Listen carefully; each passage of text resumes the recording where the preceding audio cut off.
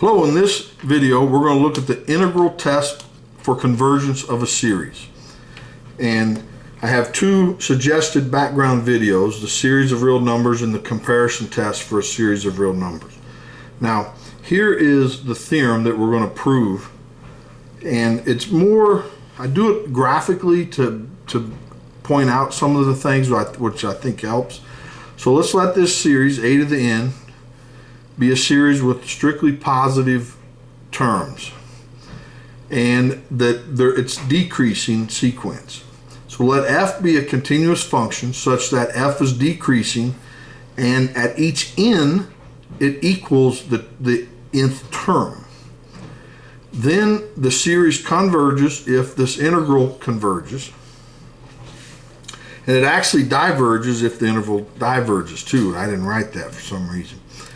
So we will show that this interval is between it's less than or equal to our original series, and it's greater than our original series minus the first term.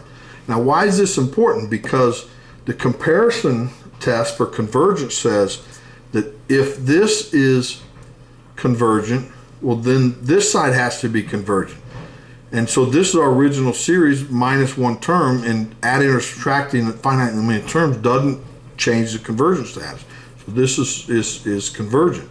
And so if this is divergent, it says that this one is divergent. That's our original term. But it also says that if this is convergent, that's convergent. And if our original series is divergent, then that's divergent.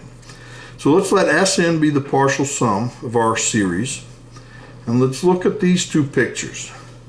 So our series, at 1, n equals 1 is that value, n equal 2 is this value, 3.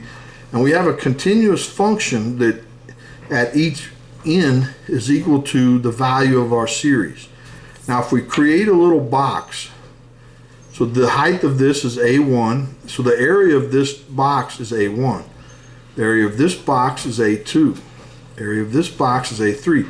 And actually every little box is more than the area under the curve. So this sequence is actually greater than or equal to this interval or integral from 1 to n. This is for each n, right? Now here, this interval is actually a2, right? This is a3, a4, a5. And if we look at the area under this curve, the area of these boxes, remember minus the first one, is always less than or equal to the area under the curve. And then actually we're finished. So if we take limits to both sides, that says this piece, the limit is this, which is greater than this limit, and that is greater than this limit. And we're finished. Well, I hope you enjoyed that. I sure did. Please like the video and subscribe so you don't miss the next one. Thanks. Bye.